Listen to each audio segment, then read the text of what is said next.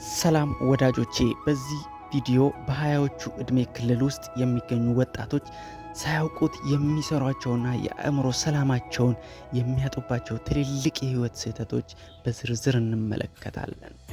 ታዋቂው የስነ ልቦና ባለሙያ ዶክተር ኢዮብ ማሞ የመጽሐፍቶቻቸው ላይ እንደገለጹት ትልቁ ውድቀት ተስፋ መቁረጥ ሳይሆን መሞከርን ማቆም ነው ይላል።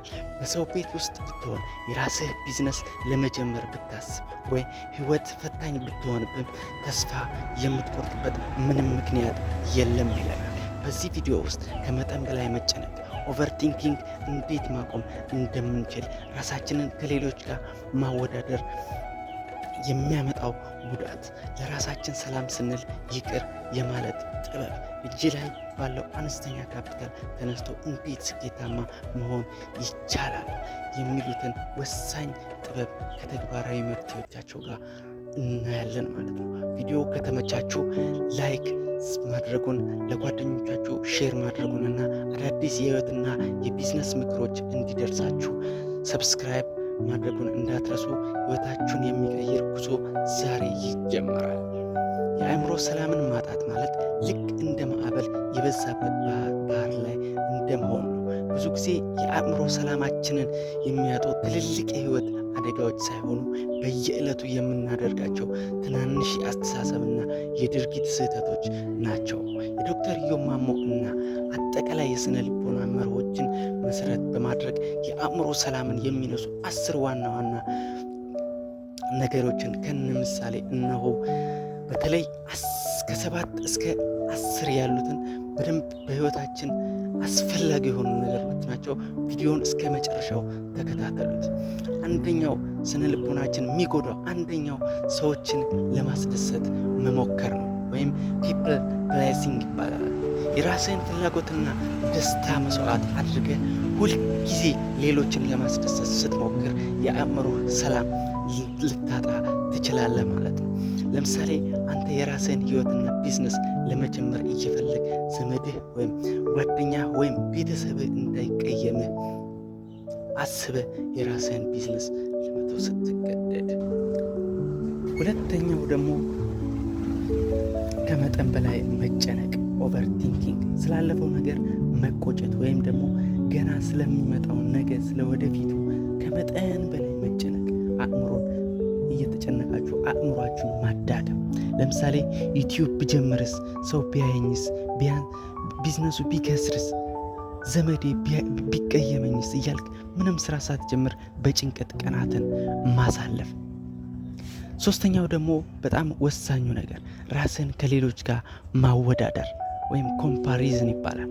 የሌሎችን ስኬትና ያንተን የህይወት መጀመሪያ ማወዳደር፣ በተለይ በሶሻል ሚዲያ በሰዎች ማራኪ ህይወት አይቶ በራስ መበሳጨት። ምሳሌ በቲክቶክ ላይ የአንተ እኩያ የሆነ ወጣት ሱቅ ከፍቶ ወይም ደግሞ ተደስቶ ሲደንስ አይተ እኔ ለምን እዚህ ዘመድ ቤት ቀረው ብለህ ራስህ መውቀስ።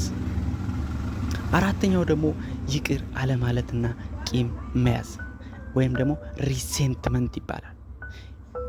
የበደሉህን ሰዎች በውስጥ እየረገምክ ቂም ይዞ መኖር ልክ ሌላው ሰው እንደሞተ አንተ መርዝ የመጠጣት ያህል ነው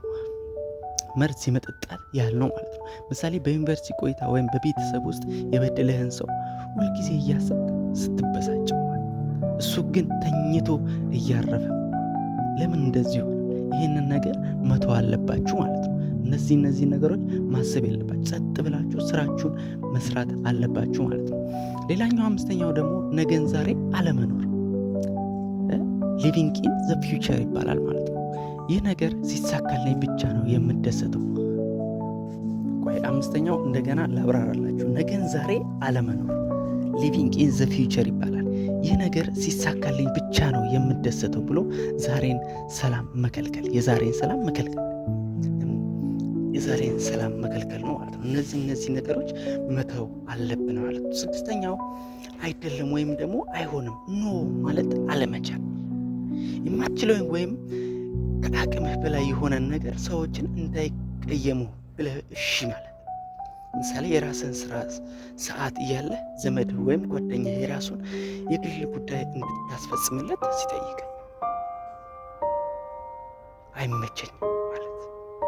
አይመቸኝም ማለት ነው ማለት ፈርተህ የራስህን ስራ ስታስተጓጉል ይሄ በጣም ከባድ ችግር ነው ማለት ነው። ሰባተኛው ደግሞ ያልተቋጨ የቤት ስራ እና የሚሰሩ ጉዳዮች ዛሬ መስራት ሲገባ ወደ ነገ እያስተላለፍ ዕዳ ማብዛት። ይሄ መሆን የለበት። ዛሬ የምትሰራውን ነገር ዛሬ መስራት ነው ማለት ነው። ለነገ ማሳደር አያስፈልግም። ዛሬ የምትሰሩትን ስራ ዛሬ መስራት ነው ያለባቸው።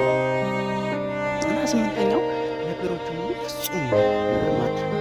በነገሮች ሁሉ ፍጹም መሆን ይፈልጋል። ሁሉም ነገር 100% ካልተስተካከለ የሆነ ስራ አልሰራም ማለት ነው። ሁሉም ነገር እስኪስተካከልላችሁ ድረስ መጠበቅ የለባችሁ። ባለው ነገር ተፍተፍ ማለት ነው ማለት ነው። እና ዘጠነኛው ደግሞ ወሬና አሉባልታ ማዳመጥ።